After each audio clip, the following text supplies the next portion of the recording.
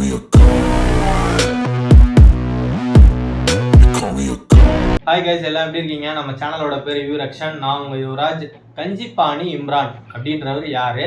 அவர் இந்தியாவில் வந்துட்டாங்க அப்படின்னு ஒரு பரபரப்பான ஹாட் நியூஸ். இப்போதைக்கு இந்தியாவில் இருக்கிற கரண்ட் ஹாட் நியூஸ், கஞ்சிப்பாணி இம்ரான் இந்தியாவில் வந்துட்டாரா இல்லையா, மீறி அவர் வந்திருந்தா அவரோட அடுத்த மூவ் என்னெல்லாம் இருக்கும் அப்படின்னு இந்தியன் கவர்மெண்ட்ல இருக்க அத்தனை போலீஸ் ஆஃபீஸருக்கும் ஒரு பெரிய ஷாக்கிங்காகவும் எக்ஸைட்மெண்ட்டாகவும் இவர் அடுத்தது என்ன பண்ண போறாரு அப்படின்ற ஒன்றும் புரியாம எல்லாம் திகைச்சு போயிருக்காங்க.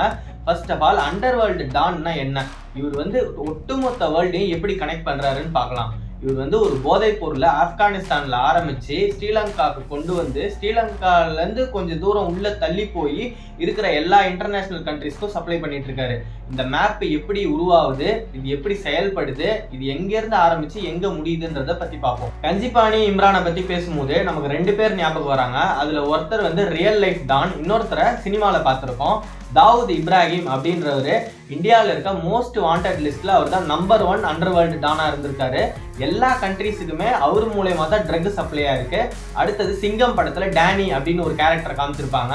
கஞ்சிப்பாணி இம்ரான் இவங்க ரெண்டு பேரையுமே ஓவர்டேக் பண்ணி ஒரு ஸ்டெப் மேலேயே இருக்காரு. இவர் கதையை கேட்கும் போது நம்ம இந்தியன் போலீஸ் ஆபீசர்ஸே ஒரு மாதிரி திகச்சு போறாங்க. இந்த ஆளு இந்தியா உள்ள வந்துட்டான், ஸ்ரீலங்கால இருந்து தப்பிச்சு ராமேஸ்வரம் உள்ள எங்கேயோ பதுங்கி இருக்கிறாரு அப்படின்னு சொல்லி இன்டெலிஜென்ஸ் டிபார்ட்மெண்ட் ஒரு தகவலை இந்தியன் போலீஸ் டீமுக்கு கொடுக்குறாங்க.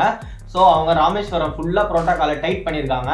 இவன் இந்த ப்ரோட்டோகாலை மீறி ராமேஸ்வரத்தை விட்டு எப்படி வெளியே வந்து பாகிஸ்தான் போய் சேர்றானா, இல்லை வந்த வழியே திரும்பி ஸ்ரீலங்காக்கே போறானா, இல்லை இவனை ராமேஸ்வரத்திலே வச்சு பிடிக்க போறாங்களா அப்படின்றது பொறுத்திருந்து தான் நம்ம பார்க்கணும். ஏன் இதுல பாகிஸ்தான் பேர் அடிபடுது? கஞ்சிப்பாணி இம்ரான் அப்படின்னு இவர் பேர் இருக்கிறதுனால இந்த ஆளு பாகிஸ்தான் போய் சேர்ந்துடணும் அப்படின்னு நினைக்கிறானா நம்ம நினைச்சோம்னா அது உண்மை கிடையாது. பாகிஸ்தானை தான் இவன் வந்து பேஸ் பாயிண்டாகவே வச்சிருக்கான் ட்ரக்குக்கு. இவனுக்கு கீழே அங்கே வந்து எப்படியும் நிறைய பேர் இருக்காங்க போல இருக்கு. அவங்க வந்து வீட்லேயே இந்த செடியை வளர்க்குறாங்களாம். இந்த செடிக்கான பேர் வந்து பாப்பி பிளான்ட் அப்படின்னு சொல்றாங்க. இந்த பாப்பி பிளான்ட் வந்து குளிர் பிரதேசங்கள்ல தான் வளருமா, முக்கியமாக பனி பிரதேசங்களில் வளருமா. லைசன்ஸ் இல்லாமல் இந்த ஓபியம் பாப்பி அப்படின்ற போதைப் பொருள் செடியை பாகிஸ்தானில் மட்டும்தான் ஃப்ரீயாக கல்டிவேட் பண்ண முடியுன்றதுனால இவன் பாகிஸ்தானை ஒரு பேஸ் பாயிண்டாக வச்சிருக்கான். இத்தனை வருஷமா யார்கிட்டையும் மாட்டாம எல்லார் கண்ணிலையும் விரல் விட்டு ஆடிட்டு இருந்தவன் இப்போ மட்டும் எப்படி மாட்டினா அப்படின்னு பார்த்தோம்னா, 2019 ஸ்ரீலங்கன் கவர்மெண்ட் இவனை துபாயில் வச்சு அரெஸ்ட் பண்றாங்க. இந்த பில்லா படத்துல வர மாதிரி இவர் ஒரு பர்த்டே பார்ட்டி அட்டன் பண்ண போறாரு. அந்த பர்த்டே பார்ட்டியை நடத்துறவன் அவன் ஒரு பெரிய மாஃபியா டான் போல இருக்கு. அவனோட பார்ட்டிக்கு இவர் போய் பார்ட்டிசிபேட் பண்றாரு. இவனை அங்கேயே வச்சு லாக் பண்றாங்க. லாக் பண்ணி ஸ்ரீலங்கன் வந்து தன்னோட நாட்டுக்கு கொண்டு போயிடுறாங்க.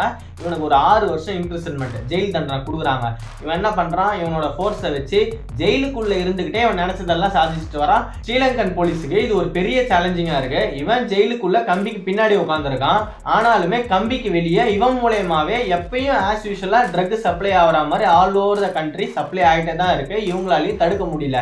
இவன் என்ன பண்றான், எப்படி பண்றான், வெளி உலகத்தை ஜெயிலுக்குள்ள இருந்தே எப்படி கம்யூனிகேட் பண்றான்றது இப்ப வரைக்குமே அவங்களால கண்டுபிடிக்க முடியல. கஞ்சிப்பாணி என்ன பண்ணிருக்கான், ஸ்ரீலங்கால இருந்து துபாய் வரைக்கும் தன்னை ட்ரேஸ் பண்ணிட்டு வந்த அத்தனை போலீஸ் ஆபீசரையும் ஜெயிலுக்குள்ள இருந்துகிட்டே இவன் கொலை பண்ணாம, ஆனா இவன் மூலயமா மத்தவங்களை வச்சு கொலை பண்ண வச்சிருக்கான். இப்படிப்பட்ட ஒரு கொடூரமான அண்டர்வேர்ல்டு டான் இந்தியாவுல வந்திருக்கான். எஸ்பெஷலா தமிழ்நாட்டுல ராமேஸ்வரம் உள்ள பதுங்கி இருக்கிறான் அப்படின்னு த ஹிந்து ஆர்டிகல்ல பப்ளிஷ் பண்ணியிருக்காங்க. திருச்சி ஸ்பெஷல் ஜெயில கொஞ்ச நாளைக்கு முன்னாடி ட்ரக் சப்ளை ஆகிட்டு வந்துட்டு இருக்கு. அதை கண்டுபிடிச்சி ட்ரேஸ் பண்ணும்போது ஒரு 7 பேர் மாட்டுறாங்க. கையங்கலமா ட்ரக்கோட ஃபுல்லா ஹெராயின், கொக்கைன் இது மாதிரிலாம் வச்சிருக்காங்க.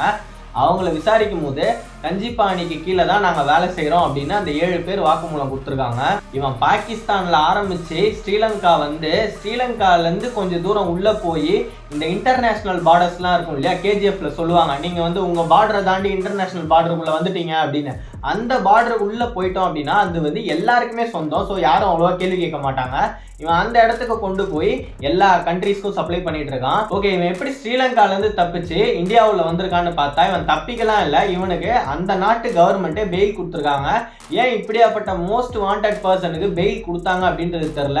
$5 மில்லியன் பே பண்ணிட்டு இவர் வந்து பெயில்ல வெளியே வந்திருக்காரு. வந்த உடனே கரெக்டா கிறிஸ்மஸ் டைமை யூஸ் பண்ணி அன்னைக்கு சாயங்காலம் ஸ்ரீலங்கால இருந்து ராமேஸ்வரம் உள்ள வந்திருக்கான். போட்லயே வந்திருக்கான். இதுக்கு முன்னாடி 2021 கேரளால விழிஞ்சம் போர்ட்னு நினைக்கிறேன், அந்த போர்ட்ல நேஷனல் இன்வெஸ்டிகேஷன் ஏஜென்சி மூலமா வர்ற தகவலை யூஸ் பண்ணி கேரளா போலீஸ் வந்து ஒரு 9 பேரை அரெஸ்ட் பண்றாங்க. அந்த ஆளுங்களெல்லாம் விசாரிக்கும் போது நாங்களும் கஞ்சிப்பாணி இம்ரானுக்கு கீழே தான் வேலை செய்யறோம் அப்படின்னு பகிரங்கமா வாக்குமூலம் கொடுக்குறாங்க. ஸோ நம்ம கவர்மெண்ட்டுக்கு கஞ்சிப்பாணின்றவன் ஆப்கானிஸ்தானை சேர்ந்தவன் தான் அப்படின்றது கன்ஃபார்ம் ஆயிடுச்சு. இவன் ISI குரூப்பை சேர்ந்த ஒரு டெரரிஸ்டா இருப்பானோ அப்படின்னு அடுத்த ஒரு சந்தேகத்தை எழுப்பியிருக்காங்க. இவனை ராமேஸ்வரத்திலே வச்சு லாக் பண்றாங்களா, இல்ல இவன் இந்தியால இருந்து தப்பிச்சு ஆப்கானிஸ்தான் போய் மறுபடியும் இவனோட ட்ரக் டீலர் பிசினஸை ஃபர்ஸ்ட்ல இருந்து ஆரம்பிக்க போறானா அப்படின்றத பொறுத்து இருந்து தான் பார்க்கணும். இவன் கதையை கேட்கும் போது இவன் தான் உண்மையான ரியல் லைஃப் ரோலக்ஸா இருக்கான் போல இருக்கு. ஓகே கைஸ், அடுத்த வீடியோல நான் உங்களை வேற ஒரு புது கண்டென்ட்ல சந்திக்கிறேன். அதுவரை உங்களிடமிருந்து விடைபெறுவது உங்கள் யுவராஜ்.